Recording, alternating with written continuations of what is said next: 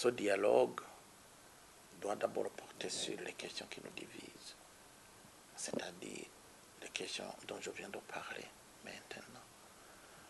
Ce dialogue doit rassembler, doit réunir les personnes réellement en conflit, c'est-à-dire l'opposition et le gouvernement avec son parti et ses alliés.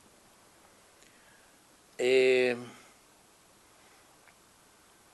si vous observez bien l'état actuel de tous ces belligérants politiques, si je peux le dire ainsi, beaucoup de nos compatriotes qui ont manifesté contre le troisième mandat se retrouvent en prison, d'autres se retrouvent en exil aujourd'hui.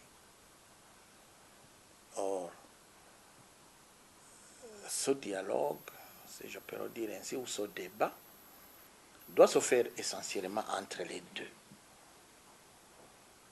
Comment est-ce que cela sera possible quand une partie est en prison, une autre partie est en exil? Il faudra donc que des mesures soient prises, d'abord pour que toutes ces personnes, d'abord, soient libérées et d'autres ne soient pas poursuivies. Est-ce que cela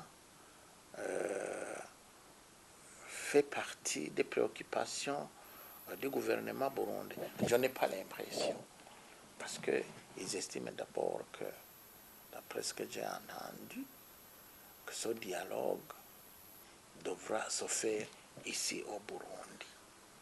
J'en ai même entendu qui disait que ce dialogue ne va pas connaître la présence des gens du Sénarède, ce qui serait déjà un très mauvais départ.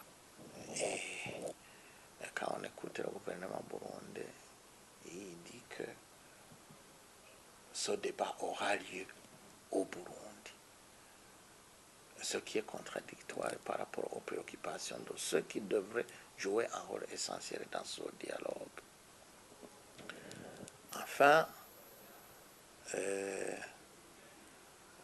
à observer ce qui se passe dans ce pays aujourd'hui, il faut que le gouvernement soit ouvert.